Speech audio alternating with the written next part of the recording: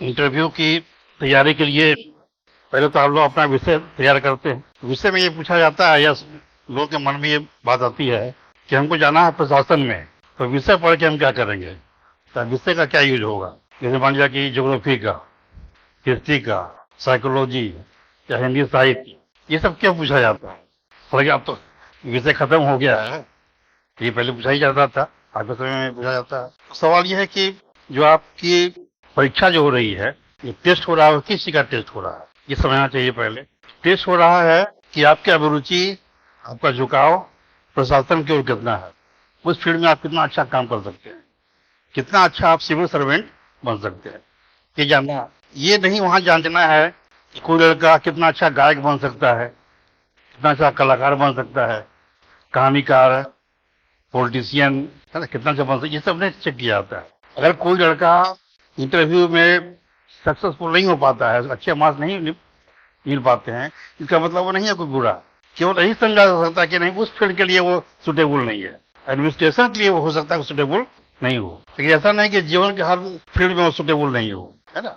वो बहुत अच्छा शिक्षक बन सकता है, बहुत अच्छा रिसर्च कर सकता है ना। कि बहुत अच्छे एडमिनिस्ट्रेटर जो है वो अच्छा रिसर्च नहीं कर सकते हैं, या जो अच्छा रिसर्च करने वाला होता है वो अच्छा एडमिनिस्ट्रेटर नहीं बन सकता है, सबका गुण अलग अलग होते हैं। तो दिमाग में पहले ये बैठा लीजिए कि हमको जो हमारी जो परीक्षा होगी, जो जांच किया जाएगा, इसी बिंदु पर, केवल एक ही बिंदु पर, कि एडमिनिस्ट्रेशन में हम कितने अच्छे हैं, कितने कुशल हैं। तो एडमिनिस्ट्रेशन का एक पहला पार्ट ये है, ये जानना है कि आपको जो पढ़ाया लिखाया जाता है वो आप कितना समझते हैं। क्योंकि एडमिनिस्ट्रेशन में करना क्या होता है, आपको पॉलिसीज को इम्प्लीमेंट करना होता है। पॉलिसीज इम्प्लीमेंट कैसे कीजिएगा, पहले तो पॉलिसी आप पढ़िएगा, उसको समझिएगा, अब तक उसको एक्शन में लाइएगा, है ना। तो अगर आपने हिस्ट्री पढ़ा है और हिस्ट्री नहीं समझते हैं तो ये आप में कमी हो जाती है। मैथमेटिक्स पढ़ा है, अगर नहीं समझते हैं तो कमी हो जाती है। तो हिस्ट्री का नॉलेज, हिस्ट्री का सवाल इसलिए नहीं पूछा जाता है कि कितना बढ़िया आप हिस्ट्री जानते हैं, कितना बढ़िया ज्योग्राफी जानते हैं, कितना बढ़िया हिंदी जानते हैं, इसलिए नहीं पूछा जाता है। इसलिए पूछा जाता है कि आपको जो पढ़ाया गया, जो भी चीज पढ़ाया गया, वो आप समझते हैं कि नहीं, आपकी समझदारी कितनी है ना। अगर आप हिस्ट्री पढ़ के हिस्ट्री समझ जाते हैं तो आपको टैक्सेशन या पॉलिसी समझाया जाएगा तो भी आप समझ जाइएगा, है कि नहीं। आपको लॉ समझाया पढ़ाया जाएगा तो भी आप समझ जाइएगा, आपको सीआरपीसी बताया जाएगा आईपीएस बनने के बाद, पुलिस सेवा मानने के बाद, तो भी आप समझ जाइएगा, है ना। तो इसीलिए आपको ये ऑप्शनल सब्जेक्ट पूछा जाता है कि आपने जो पढ़ा है वो आपके व्यक्तित्व का पार्ट मिल पाया है कि नहीं, कितना आप समझते हैं और कितना आप उसको एक्शन में ला सकते। फिर हर सब्जेक्ट से क्या होता है कि वो आपके पर्सनालिटी का पार्ट हो जाता है। जैसे कोई आदमी हिंदी पढ़ा हुआ है तो हिंदी का डायरेक्ट यूज कुछ नहीं होता है एडमिनिस्ट्रेशन में, बल्कि वो उसके व्यक्तित्व का हिस्सा बन जाता है। जैसे हिंदी में जो संवेदना है, जो समाज को समझने की क्षमता है, वो सब आदमी के अंदर आती है, तो उस रूप से वो उसके कार्य क्षेत्र में मदद करता है। कोई आदमी मैथमेटिक्स पढ़ा हुआ है तो मैथमेटिक्स का सवाल जो बनाया है उसका यूज डायरेक्ट वहां नहीं होगा, बल्कि मैथमेटिकल अप्रोच जो उसने डेवलप किया, जो मैथमेटिकल थिंकिंग डेवलप हुआ उसके अंदर। जैसे कोई प्रॉब्लम है, मैथमेटिक्स में क्या करते हैं, प्रॉब्लम सॉल्व करते हैं, है ना। कैसे सॉल्व करेंगे, तो मैथमेटिशियन के पास ये एक स्किल हो जाता है कि प्रॉब्लम को पहले समझता है वो कि क्या प्रॉब्लम है। प्रॉब्लम में दो पार्ट होते हैं, ये दिया हुआ है और ये निकालना है। और सवाल सब लोग बनाए हुए हैं, ये तो चल रहता है ना। कोई सवाल में ये सब चीजें दिया हुआ है, तब ये बताइए इसका मान कितना होगा, या ये साबित कीजिए, यही तो चीज रहता है। एक हुआ गिवन पोर्शन, एक हुआ रिक्वायर्ड। तो ये समझदारी डेवलप हो जाती है कि हमको क्या दिया हुआ है, मेरे पास क्या इनपुट है, हमको आउटपुट क्या लाना है। तो मैथमेटिक्स जो पढ़ते हैं उनके व्यक्तित्व में ये बात आ जाती है, लेकिन मैथमेटिकल अप्रोच डेवलप कर जाता है। तो आपका ऑप्शन जो है सब्जेक्ट इस रूप में आपको फायदा करता है ना। तो ऑप्शन में क्यों पूछा जाता है ये समझिए, और ऑप्शन का यूज आपके जॉब में आने के बाद क्या होगा, किस तरह से होगा, इसको समझिए। इस सब पर जनरली क्वेश्चन रहता है कि आपने सोशियोलॉजी पढ़ा है, ठीक है, तो सोशियोलॉजी पढ़ के आप यहाँ क्या कीजिएगा, एडमिनिस्ट्रेशन में क्या कीजिएगा। सोशियोलॉजी में जो समाज की परिभाषा है उसका यूज तो नहीं ना यहाँ है ना। लेकिन सोसाइटी पढ़ने से जो सोसाइटी का जो हमको आउटलुक प्राप्त हुआ कि सोसाइटी क्या होता है, वो कंसेप्ट हम यहाँ यूज करेंगे, है कि नहीं? तो ये तैयारी होती है ऑप्शनल की। ऑप्शनल में जो एलिमेंट्री चीज है, जो कंसेप्चुअल पार्ट है, उसकी तैयारी अच्छे से होनी चाहिए। जो भी बोर्ड के मेंबर रहते हैं वो आपके सब्जेक्ट के विद्वान हो, ये जरूरी नहीं है। जैसे कोई जरूरी नहीं कि इतिहास के विद्वान 3 ही 4 आदमी बैठते हैं, उसमें सब्जेक्ट काफी है।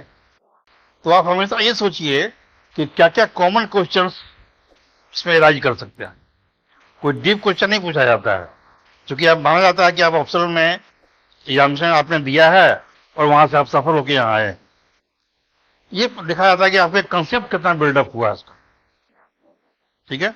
जैसे आपका ऑप्शनल क्या था, है हिंदी साइड, और आपको सबको हिंदी साइड ही था। हाँ, तो हिंदी साहित्य में ये पूछा जा सकता है कि काव्य किसे कहते हैं, ठीक है, छंद किसे कहते हैं।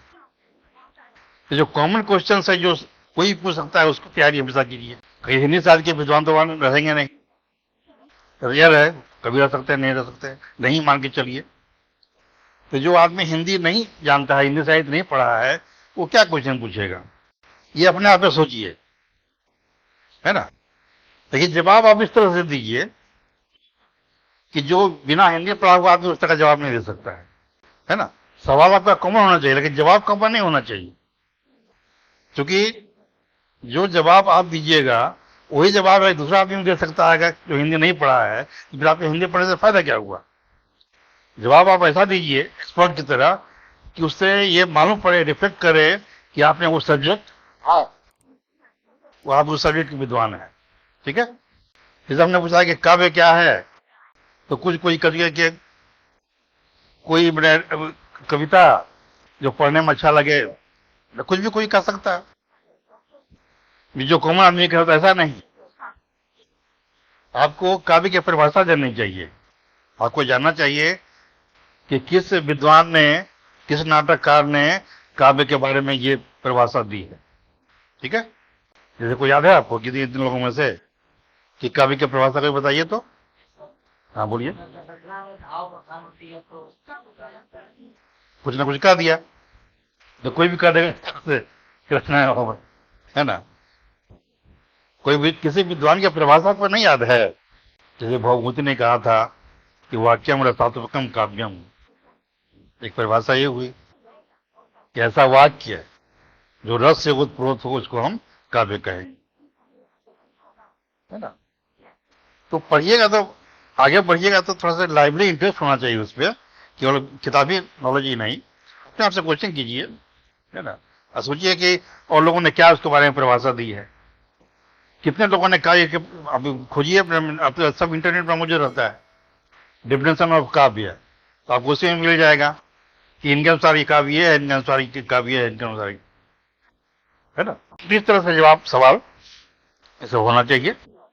दूसरा क्वेश्चन इस तरह का रहता है कि जो ओपिनियन ऑफ व्यू बेस्ड है, कि किसी सिचुएशन में आपका क्या ओपिनियन है, क्या व्यू है, या आप ऐसे समय में क्या कीजिएगा, इसकी तैयारी आदमी करके नहीं जाता है।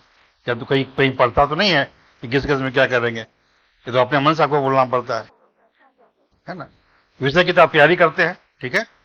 तो जो व्यू बेस्ड क्वेश्चन है, ओपिनियन बेस्ड, उसमें क्या करेंगे हम लोग, तो उसका जवाब आपको प्रिपेयर करना है या देना है।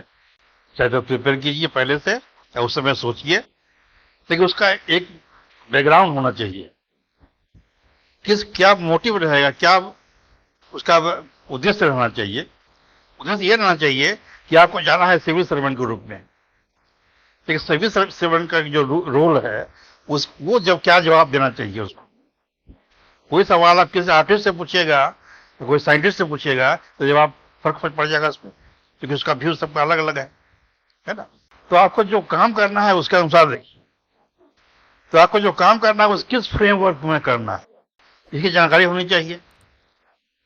तो क्या वो फ्रेमवर्क है, क्या फ्रेमवर्क जो डिफाइन होता है उसमें ये सब चीज आते हैं पहली बात है डेमोक्रेसी। कभी भी किसी जवाब में अनडेमोक्रेटिक नहीं होना है, डेमोक्रेसी का हमेशा मेंटेन रहना चाहिए। ठीक है। दूसरा आता है रूल ऑफ लॉ। जिस परिस्थिति में काम कर रहे हैं उसमें रूल ऑफ लॉ बहुत जरूरी है। नियम के अंदर ही हमको काम करना, नियम के बाहर नहीं। जो हमारा जवाब रहा है कि हम ये करेंगे, हमारा ये विचार है, वो सब जो नियम है, आपका कॉन्स्टिट्यूशन हो या और भी जो लॉ हो, टैक्स का लॉ हो चाहे गवर्नमेंट का लॉ हो, है ना, उसके अंदर ही रहना चाहिए सब कुछ। तीसरी बात जो आती है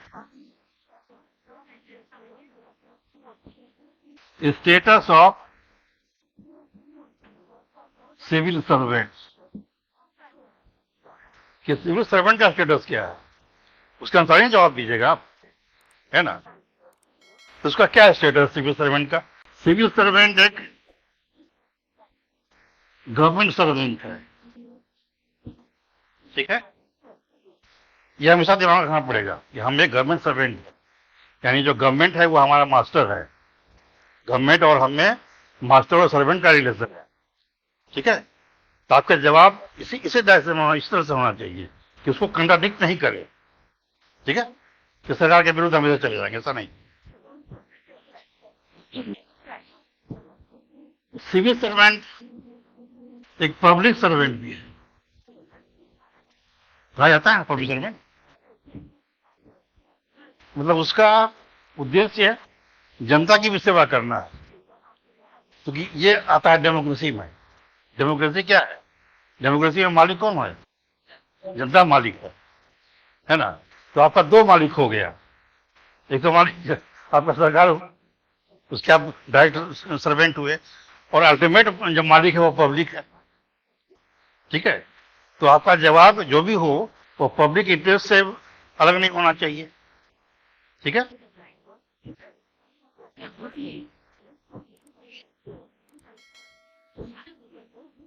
सिविल सर्वेंट में क्या होता है कि जैसे डोमेस्टिक सर्वेंट में क्या है कि उसका ड्यूटी कौन डिफाइन करता है कि वो क्या काम करे, तो मालिक डिफाइन करता है। जो उसका मालिक है, हम किसी को नौकर रखे हुए, मेरा ड्राइवर है, कुक है, तो हम जो कहेंगे वही करेगा, है ना। और नहीं करता हम निकाल दे सकते किसको। लेकिन यहाँ पर पब्लिक सर्वेंट में क्या होता है, गवर्नमेंट सर्वेंट में या सिविल सर्वेंट में, कि ड्यूटी डिफाइन होता है लॉ से। ठीक है। उसका एक स्टेटस है, क्या है कि ड्यूटी डिफाइंड बाय लॉ। यहां पर देखने वाली बात है कि आप सर्वेंट हैं, भले ठीक, आप सर्वेंट हैं गवर्नमेंट के, लेकिन इतना दूर तक नहीं कि जो गवर्नमेंट का है उसको मानना होगा और नहीं तो आपको निकाल दिया जाएगा, ऐसा नहीं। आपका ड्यूटी गवर्नमेंट डिफाइन नहीं करता है, बल्कि ड्यूटी कहां से डिफाइन होता है? लॉ से डिफाइन होता है। जो डीएम है उसको क्या करना है, ये लॉ डिफाइन करता है, गवर्नमेंट नहीं, है ना।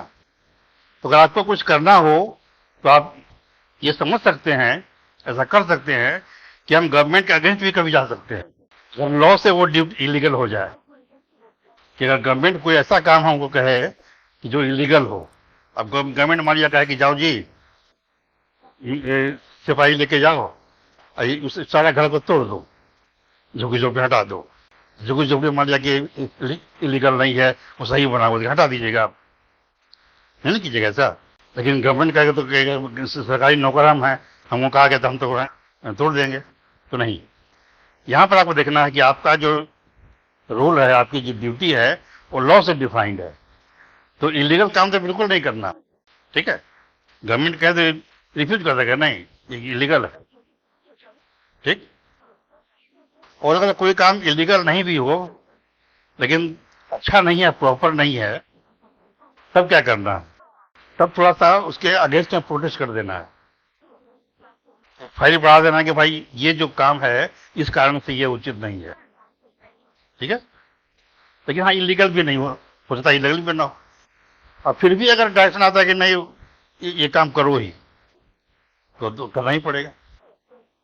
तो अगर आपने प्रोटेस्ट के साथ अगर वो काम किया तो तब आपकी कोई गलती नहीं है, लेकिन जानते बूझते कि ये काम गलत है, नहीं होना चाहिए ऐसा, अगर आप वो काम करते हैं तो ये एक ब्यूरोक्रेट के अनुसार वो उचित आचरण नहीं हुआ, है ना। हमेशा आपको एडवाइस देना है अगर कोई इलीगल काम हो, अगर कोई इम्प्रॉपर वर्क हो रहा है तो ये सब देखना पड़ेगा कि आपका ड्यूटी को आप किस रूप में लेते हैं, है ना। तो आप गवर्नमेंट के अपोज भी जा सकते हैं, उसको अपोज भी कर सकते हैं, उसको रिफ्यूज भी कर सकते हैं उसके एक्शन को, इससे अगर ऐसा ऐसी स्थिति आती है तो। ये रोल ऑफ सिविल सर्वेंट, ये तो स्टेटस हुआ, रोल हमारा क्या होता है। तो जो आपका जो काम है उसी के अनुसार ना आप जवाब दीजिएगा कि हम ऐसा करेंगे या मेरा व्यू ये है ना। तो क्या क्या रोल है सिविल सर्वेंट का, कहिए, उसको इन्वेट कर देते हैं लिस्ट। तो पहला रोल है इम्प्लीमेंटेशन, पॉलिसीज को इम्प्लीमेंट करना, है ना। फिर है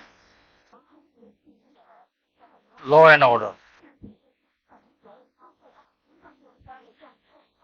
लॉ एंड ऑर्डर को मेंटेन करना।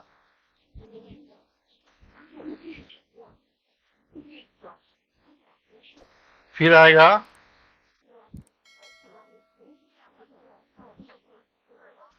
एडवाइजरी रोल, गवर्नमेंट को प्लानिंग में या उसके एक्शन में एडवाइज करना। जैसा अभी हमने कहा कि कोई डिसीजन हो गया है, आपको लग रहा है कि वो गलत है, प्रॉपर नहीं है, तो आप एडवाइस दे सकते हैं, ये आपका भी काम है। फिर रोल आता है डेवलपमेंटल,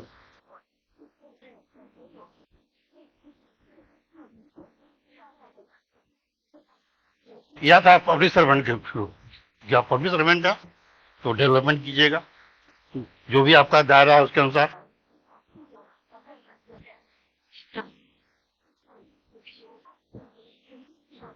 लास्ट में क्या है कि आजकल डेमोक्रेसी के कारण और पब्लिक सर्वेंट होने के कारण कुछ रोल में परिवर्तन हो गया।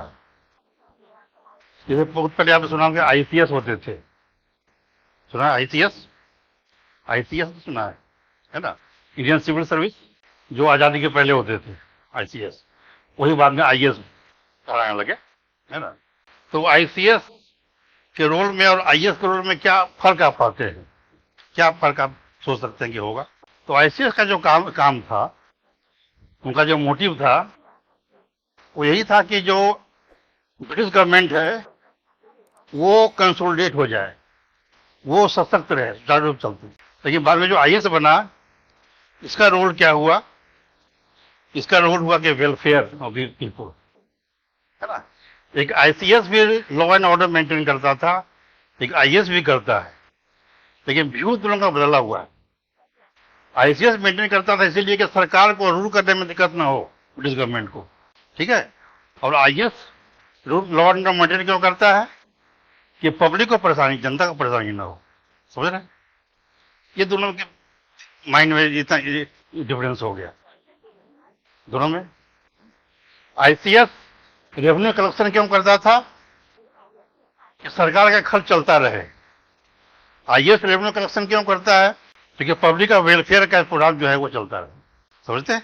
दोनों वही सिस्टम में है, लेकिन चूंकि व्यू बदल गया तो एक्शन और सारी चीज बदल जाएगा, है ना। तो उससे क्या फर्क पड़ा कि जो एडमिनिस्ट्रेटिव सर्वेंट है, जो रूलर कराते थे, शासक, एडमिनिस्ट्रेटर, वो अब शासक नहीं रह गए, बल्कि वो मैनेजर हो गए, है ना। तो नया कंसेप्ट है पब्लिक सर्वेंट का, मैनेजर के रूप में। क्योंकि एडमिनिस्ट्रेटर का जो रोल नाम है ये डेमोक्रेसी से मेल नहीं खाता है। आप आईएएस बन के, डीएम बन के, कमिश्नर बन के रूल कीजिएगा, है ना, तो ये क्या डेमोक्रेसी से मेल खाता है, कैसे। डेमोक्रेसी में तो जनता मालिक है, तो जनता ने बनाया सरकार, तो सरकार जनता के सेवक, उस सरकार के सेवक है सिविल सर्वेंट, तो जनता के सेवा का सेवक हुआ, टेक्निकली यही ना हुआ। तो सिविल सर्वेंट लोग हुए क्या हुए, जनता का जो सेवक है उसका वो सेवक। तो ये रूरल कैसे हो सकता है, ये रूरल कैसे कर सकता नहीं। तो इसीलिए वो कंसेप्ट बदला गया। पब्लिक एडमिनिस्ट्रेशन में इसको कहते हैं न्यू पब्लिक मैनेजमेंट या न्यू पब्लिक एडमिनिस्ट्रेशन। जो शासक थे वो अब हो गए मैनेजर। ये आपका काम मैनेज करना है, जो जनता की समस्याएं हैं जो सरकार के द्वारा दिया जा रहा है उसको आप रूल मत कीजिए, उसको शासन आपको नहीं करना है बल्कि मैनेजमेंट करना है। तो ये सब पूरा जो है फ्रेमवर्क है, इसके तहत आपको काम करना है ना। तो जो भी क्वेश्चन पूछा जाए कि इसमें आपका क्या व्यू है या ऐसे स्थिति में आप क्या कीजिएगा, ये सारी बातों को ध्यान रखना पड़ेगा कि हम ये जवाब दें जो डेमोक्रेसी के अगेंस्ट में ना हो, पब्लिक सर्विस के अगेंस्ट में ना हो, है ना। हमारा जो काम है उससे दूर ना हो जाए कहीं, ठीक है। जैसे कोई सवाल उठता है कि कोई स्कीम है सरकार की जिसमें किसी सेक्शन ऑफ पीपल की हानि हो रही है कुछ, है ना, वो आपको इम्प्लीमेंट करना है, क्या कीजिएगा। ये सवाल हमारे उठ जाए कि कुछ लोगों को फायदा हो रहा है, कुछ लोगों को नुकसान हो रहा है, क्या कीजिएगा आप, वो इम्प्लीमेंट कर दीजिएगा टोटली उस तरह से। तो क्या क्या भी होगा, तो क्या जवाब दीजिएगा इसमें। यहाँ जवाब देना होगा आपको इस तरह से कि हम पहले सरकार को फिर लिखेंगे, एडवाइजरी रोल है यहाँ पर अडॉप्ट कीजिए। आपका जो एडवाइजरी रोल है कि हम एडवाइज करेंगे कि यहाँ पर इस सेक्शन ऑफ पीपल को ये इसमें हरासमेंट हो रहा है, हानि हो रही है ना। तो चाहे तो इसको करेक्ट किया जाए, इस पॉलिसी को या हटा दिया जाए, ठीक है। क्या करेक्शन किया जाए वो एडवाइस आप दे सकते हैं, है ना। तो आप लिखिएगा भी, चीफ सेक्रेटरी जाएगा, कैबिनेट में फिर होगा। तो कुल मिला के फिर कुछ नई बात तो जरूर आएगी। अगर कुछ हानि अभी भी हो रही है कुछ तो कम होगा, है ना, कुछ नुकसान कम होगा उसका। तो जवाब देने में ये सावधानी हुई ना कि आपका क्या रोल है, क्या होना चाहिए। या आप करिएगा नहीं भाई हम तो गवर्नमेंट सर्वेंट है, हमें क्या मतलब किसी का हानि हो नुकसान हो, हमको कहा गया चीफ मिनिस्टर ऐसा का हमने कर दी। आप ऐसा भी कर सकते हैं। तो इसमें आपको ये सब बाधित हो गया ना, डेमोक्रेसी का मामला जो खत्म हो गया, आपने उस पर ध्यान नहीं दिया, है ना। एक और चीज है वेलफेयर स्टेट, इसको भी कहीं लिख लीजिए। डेमोक्रेसी जैसा हमने लिखा था वेलफेयर स्टेट, हमारा जो सिस्टम है वो क्या है, वेलफेयर स्टेट है।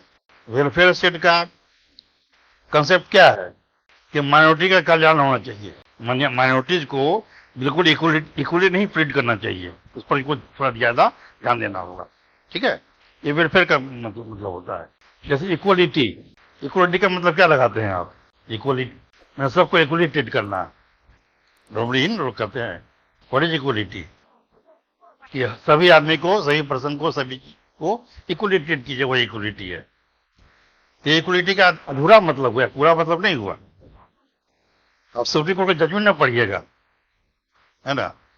इक्वलिटी का पूरा मतलब क्या होता है, पूरा मतलब ये होता है कि not to treat equals as unequals, जो इक्वल्स है उनको अनइक्वल ट्रीट नहीं करना, है ना। Not to treat unequals as equals as unequals. और इसका उल्टा भी है कि not to treat unequals as equals, जो अनइक्वल है उसको अगर आप इक्वल ट्रीट करते हैं तो इक्वलिटी के खिलाफ है ना। दोनों वे है, जो इक्वल है उसको अनइक्वल ट्रीट नहीं करना है और जो अनइक्वल है उसको इक्वल ट्रीट नहीं करना है। दोनों मिला के इक्वलिटी का कंसेप्ट जो है वो पूरा होता है, समझ ना। ये जुड़ा हुआ है वेलफेयर स्टेट से। इक्वलिटी ठीक है, लेकिन जो दो मैंने बिल्कुल अनइक्वल है उसको आप इक्वल ट्रीट कर दीजिएगा तो गलत ना हो जाएगा, ठीक है। तो हम लोग आधा कंसेप्ट इक्वलिटी का समझते हैं, आधा नहीं समझते। लेकिन ये पढ़िएगा आप, बहुत से सुप्रीम कोर्ट के जजमेंट में बात आया है कि इक्वलिटी का जो इनडायरेक्ट कंसेप्ट है, पूरा कंसेप्ट ये दोनों मिला के होता है। तो बहुत सा क्वेश्चन उठता है इस तरह का कि एक सिचुएशन दे दिया गया कि बताइए इस केस में क्या होगा, तो वही मेरा कहना है कि सारी बातों को माइंड में रखिए कि क्या क्या आपको काम करना है, किस तरह से काम करना है, और उसके अनुसार ऐसा जवाब दीजिए कि जो इसके कंसिस्टेंट हो, जिसमें कोई भी बात इससे कटे नहीं, जो इसके अगेंस्ट कहीं भी ना हो। ठीक है। जैसे पूछा जाता है कि क्या गुण है ब्यूरोक्रेट का, एडमिनिस्ट्रेटर का गुण क्या होना चाहिए सिविल सर्वेंट का, है ना।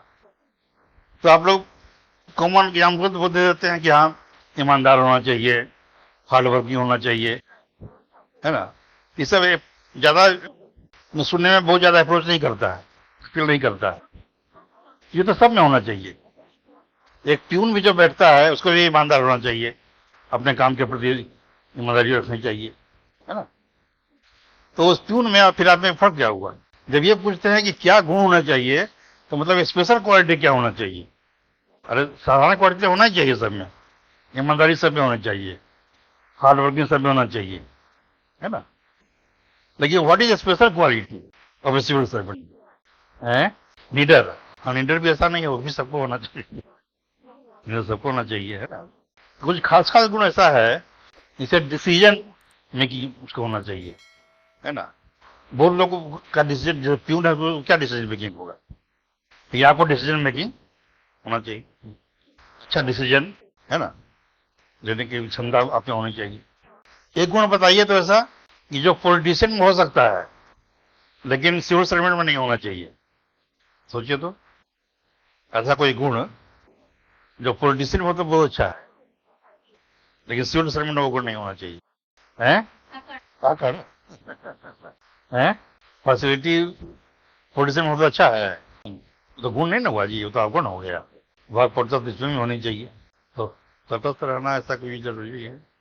हाँ एक बहुत ही एक बहुत ही इम्पोर्टेंट एट्रीब्यूट है, बहुत ही इम्पोर्टेंट गुण है एनोनिमिटी, एनोनिमिटी, है ना। तो ये ब्यूरोक्रेट में होना चाहिए, एनोनिमस होना चाहिए उसको, कि मतलब आप हाँ घूमना घूमना, अपने को ज्यादा प्रोजेक्ट में नहीं करना कि हमने ये किया वो किया, दिखावा नहीं करना है, न पब्लिसिटी नहीं लेना है। छपास की बीमारी जो होती है ना, वो नहीं होना चाहिए, जो कि पॉलिटिशियन में होना चाहिए। पॉलिटिशियन तो यही काम ही करता है, पब्लिसिटी होनी चाहिए ना कि जो काम कर रहा है वो, है ना। तो जो ब्यूरोक्रेट, जैसे आपने देखा होगा कि कहीं कोई पुलिस वाले पकड़ लेते हैं कोई गिरोह को, तो एक बहुत बड़ा टेबल लगा के सब कारतूस रख के सबको प्रेस कॉन्फ्रेंस करते हैं, देखिए हमने ये पकड़ लिया, ऐसे ये गलत है ना। सिविल सर्वेंट में एनोनिमिटी होनी चाहिए, वो जो काम करेगा अपने तक रहे, उसको पब्लिश नहीं करे, ठीक है। लेकिन पॉलिटिशियन में एक गुण होना चाहिए, जो काम करे उसको पब्लिसाइज करे, अपने काम को जनता तक पहुंचाए, ठीक है। पॉलिटिशियन में एक गुण होना चाहिए कि एक मास मूवमेंट को खड़ा कर सके। नहीं, पॉलिटिशियन तो यही काम वही करता है ना, मास मूवमेंट खड़ा करता है, लेकिन ब्यूरोक्रेट में ऐसा नहीं होना चाहिए। ब्यूरोक्रेट को मास मूवमेंट खड़ा करने की जरूरत नहीं, हाँ दबाना चाहिए उसको, उल्टा काम है। ये सब गुण कुछ ऐसा हुआ कि जो पॉलिटिशियन में रहे तो अच्छा है, लेकिन सिविल सर्वेंट में वो गुण नहीं होना चाहिए। तो कुछ ऐसा प्रिसाइज और एक्यूरेट चीज बताइए, बताना होगा ना, है ना। ये गुण इसमें होना चाहिए। तो ऐसे तो ईमानदार हो, काम करने वाला हो, सत्य बोले, ये सब तो सब लोग बोलते हैं। तो जवाब कुछ ऐसा होना चाहिए कि हाँ लगे कि प्रिसाइज हो, एक्यूरेट हो, जो बोलना चाह रहा है ना। अब किसी का गुण बताइएगा जो गुण सब में कॉमन होता है, वही बोल दिया तो फिर उसका गुण क्या हुआ। जैसे हमने अभी एग्जाम्पल दिया ना आपको कि ये पॉलिटिशियन हूं मैं, वो तो अच्छा है, ब्यूरोक्रेट में वो तो अच्छा नहीं है, ठीक है। तो ये सब चीज को माइंड में रखिए, और ये सब चीज माइंड में रहेगा तो आपका जवाब उसी तरह से उसी डायरेक्शन में जाएगा कि जहां भी इधर उधर होने लगेगा तो लगेगा नहीं इसके अगेंस्ट हो रहा है, उधर में जाए, ठीक है। तो बाकी ठीक है, इसी तरह से तैयारी कीजिए आप लोग, है ना। और जो क्वेश्चन कुछ पूछना सकते हैं पूछ सकते हैं क्या। हाँ हाँ, तो हमने वही कहा कि मैथ के लोग बोर्ड में बैठे हैं ऐसा कोई जरूरी नहीं है ना। तो मान लीजिए पूछ देखिए मैथमेटिक्स पढ़ के आप क्या कीजिएगा, मैथ पढ़ के सिविल सर्वेंट में बनने के क्या फायदा आपको होगा, तो क्या जवाब दीजिएगा।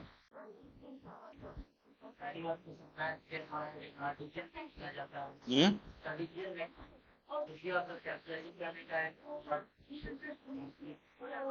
नहीं नहीं, वो सब भी नहीं। हमने अभी तो हमने खुद कहा कि एक मैथमेटिकल अप्रोच डेवलप होता है ना, चीजों को समझने का। मैथमेटिशियन क्या करता है, प्रॉब्लम को सॉल्व करने के लिए प्रॉब्लम को समझता है, उसको डिवाइड करता है, लाइन ऑफ एक्शन तैयार करता है और उसको बनाता है ना। ये सवाल बनाने में हम काम करते हैं, यही काम आप अपने काम में करेंगे कि क्या प्रॉब्लम समझेंगे, क्या दिया हुआ है वो क्या निकालना है ये समझेंगे, एक लाइन ऑफ एक्शन तैयार करेंगे, है ना। तो मैथमेटिक्स का वहाँ एप्लीकेशन कोई डिफरेंशियल इक्वेशन के रूप में नहीं है, बल्कि आपको जो आपके व्यवहार में जो चेंज आया है मैथमेटिक्स के कारण, उसका यूज वहाँ होगा। हर चीज का ही है। हिस्ट्री पढ़ के, सोशोलॉजी पढ़ के, हिंदी पढ़ के, हमने बताया ना कि किसी चीज को पढ़ने से आपके व्यवहार में, आपके व्यक्तित्व में जो क्या चेंज आएगा, उसका यूज होता है आपके जॉब में। उसका डायरेक्ट कोई एप्लीकेशन नहीं है। डायरेक्ट एप्लीकेशन कभी कभी हो सकता है, नॉर्मली नहीं होता है। और कुछ पूछना है? हाँ, पूछा जा सकता है, वो तो सब्जेक्ट में पूछा जा सकता है। जैसे मान लो पूछना ग्रुप क्या है, रिंग क्या, फील्ड क्या है ना, या रियल नंबर क्या है, नंबर सिस्टम बताइए, बाइनरी सिस्टम क्या है, ठीक है। उस तैयारी करना पड़ेगा आपको, जो कॉमन चीज है तैयारी करनी पड़ेगी। तो उसमें तो जो रिसोर्सेज आपके पास है उतना लिखना पड़ेगा कि हम आप क्या आपका पावर कहाँ तक है ना। आप उनसे अगर आप उस फील्ड में है, उस जॉब पर है, तो आप जाइएगा, समझाइएगा सबों को कि पॉलियो क्या परेशानी है, आपकी क्या परेशानी है, उसके परेशानी में गवर्नमेंट को कन्वे कीजिए। आप चाहिए कि दोनों के बीच में कोई रास्ता निकल जाए। आपका जो पावर है वहीं तक ना आप काम कर सकती है ना। अब वो काम करना, यही काम कर सकते हैं और क्या। मैंने उन दोनों को समझाना है, जो स्ट्राइक कर रहे हैं उनको भी समझाना है कि आपके स्ट्राइक करने से क्या परेशानी है ना। सारा पटना में गंदा हुआ है, आपका भी घर गंदा हुआ है, अगर बीमारी फैल जाएगी तो आपके बाल बच्चों को भी दिक्कत। इसे इम्प्रेस कीजिए उसको कि गलत है। वो क्या कहते हैं गलत है तो क्या करें, हमको देखिए ये नहीं मिल रहा था, ऐसे नहीं हो रहा है, ये हो रहा। तो उस सब बात अब सरकार को समझाइए, कोई रास्ता निकालने की कोशिश कीजिए, है ना। यही किया जा सकता है। और कुछ सवाल? आप सब लोग इंटरव्यू दे रहे हैं क्या है? सब लोग अभिवादन का तरीका सिंपली हमको हमारे विचार से प्रणाम करना ही ज्यादा अच्छा रहता है, क्योंकि सब लोग बिहार के हैं, बिहार के लोग रहेंगे, है ना। यहाँ ज्यादा उचित यही माना जाता है। एक ही बार प्रणाम हैं। हाँ, नमस्कार ही बोल सकती है। हाँ, नमस्कार प्रणाम एक ही बात नहीं, बैठने नहीं बोल सकते तब तक तो हाँ, आप कुछ देर तो वेट करेंगे, है ना। वोट को अपनी लगना चाहिए कि खड़ी होकर क्यों जवाब दे रही है ना। अगर ज्यादा समय बीत जाए, 2-3 क्वेश्चन पूछ दिया गया खड़े खड़े, तब आपको कहना चाहिए कि मैं बैठ सकती हूँ, है ना। जैसे मेरे कमी से बोलते हैं ना भाई, क्या मैं अंदर आ सकता हूँ, क्या मैं बैठ सकता हूँ, ये आप पूछ सकते हैं, है ना। इसलिए सहज रूप से सहज रहना है, सहज रहना है, ओबीडियंट रहना है, बिल्कुल उसकी रिस्पेक्ट करना है वोट को हमेशा, है ना, कि अगेंस्ट में कुछ इंसल्ट ना हो जाए। नहीं, पहले तो चेयरमैन से बोलना है। नहीं, जैसे मे आई कमिश्नर बोले कि यहाँ आता जाइए, जैसे आप ले जाके सब लोग मुखातिब हो गए हैं वहीं बोल देना चाहिए। फिर अपना नहीं कुछ ये सब पर कुछ नहीं ऐसा होता है, इसी के मन का भ्रम है ना। और इस पर मार्क्स वाला नहीं करता है। इस पर मार्क्स मिलना या करना ऐसा कुछ नहीं होता है, वो आप लोगों को लगता होगा, है ना। जो आप जवाब देते हैं उसके बाद मैंने इरेस नहीं होना चाहिए, बिल्कुल ऐसा नहीं कि पैर से हमारा अब चले आए, वो सब नहीं होना चाहिए। लेकिन नॉर्मल अगर आप ढंग से नहीं भी कर पाए कुछ, है ना, तो उससे ऐसा नहीं कि मार्क्स कट जाएगा। प्रणाम नहीं किया, 2 नंबर काट लो। है सवाल जवाब पर आपने क्या आंसर दिया, क्वेश्चन को समझा कि नहीं। जरा दिक्कत होती है क्वेश्चन समझने में, है ना। हाँ, क्वेश्चन नहीं समझते, जब to the point question answer होना चाहिए, जो क्वेश्चन है उसी का आंसर दीजिए, तो नेचुरली अच्छा होगा। नहीं ऐसा नहीं हो सकता है, उसको लगा होगा उसने क्या जवाब दिया किसी को कोई जानता थोड़े है। आदमी बाहर निकले कहता कि ये पूछे था ये जवाब दिए, लेकिन वैसा नहीं होता है ना। और उसके बाद बहुत सा जो ओपिनियन बेस्ड है, उसमें आपका क्या ओपिनियन था, उसको कैसे आप लॉजिकली रख पाए, इस पर मार्क्स मिलते हैं, है ना। ओपिनियन होना या ना होना उससे कुछ नहीं होता है। उस ओपिनियन को आप कैसे सब्सटेंशिएट करते हैं, कैसे प्रूव करते हैं, जस्टिफाई करते हैं, उस पर मार्क्स होता है कि नहीं। तो आपको लगा कि हमने तो जस्टिफाई कर दिए थे, लेकिन बोर्ड को अपील नहीं किया कि नहीं सब जस्टिफाई नहीं हुआ, नहीं मार्क्स होगा। ठीक है। नहीं, नंबर ऐसे मिलता है कि जब कैंडिडेट आते हैं, इंटरव्यू या करने चला गया, है ना, तो सब लोग मिलकर डिसाइड करते हैं कितना दिया जाए। हाँ हाँ, जैसे कोई आदमी ने कहा कि नहीं इसको फिर 70 दे दीजिए, जी बोला कि नहीं 70 बड़ा अच्छा बोला है, 75 दे दीजिए, तो स्कूल में लाके दोनों से बोले ठीक 75 दे दीजिए, हो गया। इस तरह से जो कहते हैं कंसेंसस मार्किंग, कंसेंसस मार्किंग होती है ना। सब लोग मिल के, ऐसा नहीं कि सब लोग अपना अलग दिए, सबको जोड़ के 5 से भाग दे दिया, वैसा नहीं होता है। नहीं, ऐसा नहीं होता है ना। नहीं, सब लोग मिल के करना कर, चेयरमैन का और कोई भी एक्सपर्ट का सबका वैल्यू बराबर है ना। चेयरमैन को ज्यादा पावर ऐसे भी इसकी बात नहीं है। एक चेयरमैन है, बाकी 4 तो 12 के लोग रहते हैं, है ना। तो सब कंसेंसस न, सबके बीच में जो सर्व समिति बने, जो राय बना, वही नंबर पड़ता है। चेयरमैन कहेगा कि नहीं हमें 90 नंबर दीजिए, और लोग नहीं नहीं 90 नंबर लायक नहीं है, जिसको हम 70 से बेसी नहीं देंगे, तो 70 ही नंबर पड़ेगा।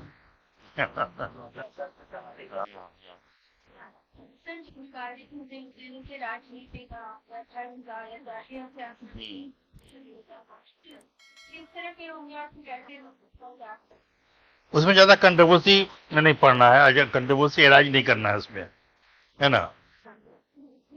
उसमें मिडिल पास में किसी तरह से निकल जाना है जवाब देके, है ना। व्यक्तिगत रूप से अगर आप सुझाएं कि वेजिटेबल उन्होंने ऐसे क्वेश्चन पूछे आप ईश्वर को मानते हैं, जैसे अगर उन्होंने पूछा कि आप ईश्वर को मानते हैं, ये बात है, इस तरह का क्वेश्चन, ये तो कंट्रोवर्सी कुछ नहीं है इसमें। व्यक्तिगत रूप से हाँ, तो व्यक्ति को जो कोई कंट्रोवर्सी क्वेश्चन आता है ना कुछ, है ना, कि राजनीति में धर्म को किया जाए नहीं किया जाए, है ना, रिजर्वेशन लागू किया जाए कि नहीं किया जाए, या जातिगत जनगणना ये अच्छा है कि बुरा है ना। ये सब में मिडिल पाथ ये अडॉप्ट करना चाहिए।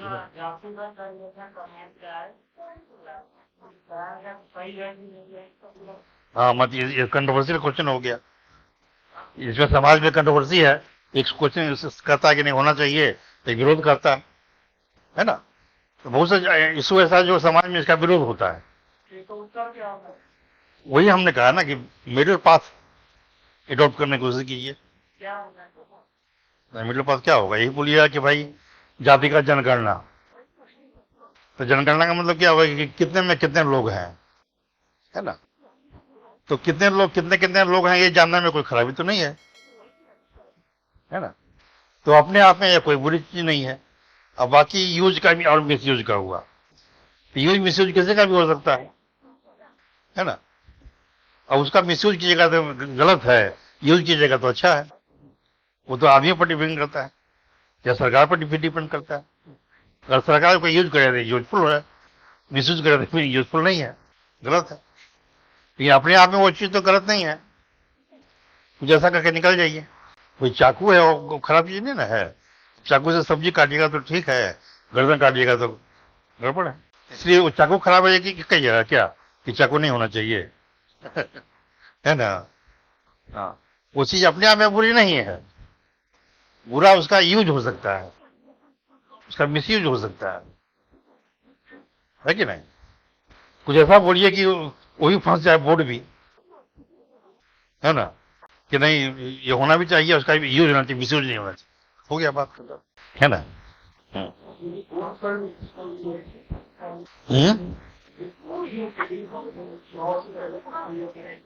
नहीं,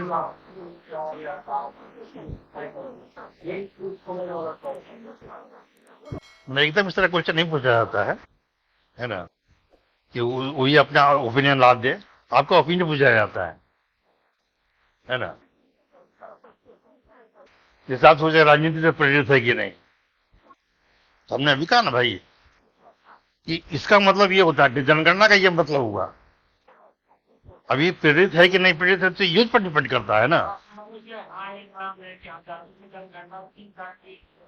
ऐसे हाँ या नहीं पूछा जाता है। ओपिनियन बेस से कुछ ओपिनियन आप दिया था ना, ये ना कहा हमने कि आपका जवाब क्या है, इसको कैसे आप जस्टिफाई करते हैं, उस पर बात होता है। अगर हाँ है तो क्यों हाँ है, ना है तो क्यों ना है, तो जस्टिफाई करना पड़ेगा ना, समझे। जो भी कंट्रोवर्शियल क्वेश्चन है उसका जस्टिफिकेशन होना चाहिए। वहां या ना नहीं, जो इंटरव्यू है वो एक क्रॉस एग्जामिनेशन नहीं है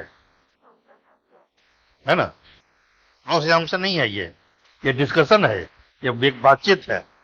तो बातचीत में सबको मौका मिलता है पूरा अपनी बात को जस्टिफाई करने का। ये और पूछ दिया कि आप क्या चाहते हैं कि हाँ या ना, तो हाँ में इतना नंबर, ना में इतना नंबर, ऐसा नहीं होता है। हाँ को भी अपने आप जस्टिफाई कर दिया अच्छी तरह से तो अच्छा नंबर मिल सकता है, ना को भी जस्टिफाई किया तो अच्छा नंबर मिल सकता है। आपके उस लॉजिक पर डिपेंड करता है, समझ रहे हैं? ठीक है, चलिए।